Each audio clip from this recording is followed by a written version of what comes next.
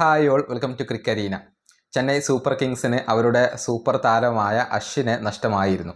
അദ്ദേഹം വിരമിക്കൽ പ്രഖ്യാപനം നടത്തുകയാണ് ചെയ്തിട്ടുള്ളത്. അതുകൊണ്ട് തന്നെ ഏകദേശം 10 കോടി രൂപയോളം ഇപ്പോൾ ചെന്നൈ സൂപ്പർ കിങ്സിൻ്റെ പേഴ്സിൽ ബാലൻസ് ആയിക്കൊണ്ട് വന്നിട്ടുണ്ട്. അത് ഉപയോഗപ്പെടുത്തിക്കൊണ്ട് അശ്വിൻ്റെ ഒരു പകരക്കാരനെ കൊണ്ടുവരാൻ ചെന്നൈ സൂപ്പർ കിങ്സ് ശ്രമിച്ചിരുന്നു. മറ്റാരുമല്ല, ഇന്ത്യൻ താരമായ വാഷിംഗ്ടൺ സുന്ദറിന് വേണ്ടിയായിരുന്നു CSK ശ്രമിച്ചിരുന്നത്. ഗുജറാത്ത് ടൈറ്റൻസിനോട് ഈ താരത്തെ വിട്ടു നൽകാൻ ആവശ്യപ്പെട്ടിരുന്നു.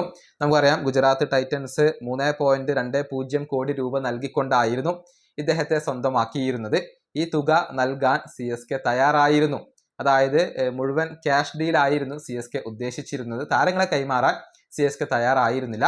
പക്ഷേ സുന്ദറിനെ നൽകണം എന്നുള്ള, അല്ലെങ്കിൽ അദ്ദേഹത്തിൽ താല്പര്യമുണ്ട് എന്നുള്ള ചെന്നൈ സൂപ്പർ കിങ്സിന്റെ ആവശ്യം ഇപ്പോൾ ഗുജറാത്ത് ടൈറ്റൻസ് തള്ളിക്കളഞ്ഞിട്ടുണ്ട്.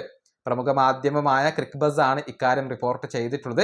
വാഷിംഗ്ടൺ സുന്ദറിനെ ഒഴിവാക്കാൻ അല്ലെങ്കിൽ മറ്റേതെങ്കിലും ഫ്രാഞ്ചൈസിക്ക് നൽകാൻ ഗുജറാത്ത് ഉദ്ദേശിക്കുന്നില്ല. അദ്ദേഹത്തെ നിലനിർത്താൻ തന്നെയാണ് അവർ തീരുമാനിച്ചിട്ടുള്ളത്.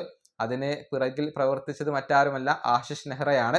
നെഹ്റയ്ക്ക് വലിയ താല്പര്യമുള്ള താരമാണ് സുന്ദർ. അദ്ദേഹത്തെ ഒഴിവാക്കേണ്ടതില്ല എന്ന ഒരു തീരുമാനം ആശിഷ് നെഹ്റയാണ് എടുത്തത് എന്നാണ് ക്രിക്ബസ് ഇപ്പോൾ റിപ്പോർട്ട് ചെയ്തിട്ടുള്ളത്. അതുകൊണ്ട് തന്നെ ചെന്നൈ സൂപ്പർ കിങ്സിന് അശ്വിൻ്റെ പകരക്കാരന് വേണ്ടി മറ്റു ഓപ്ഷനുകളെ പരിഗണിക്കേണ്ടി വന്നേക്കും എന്നുള്ളതാണ്.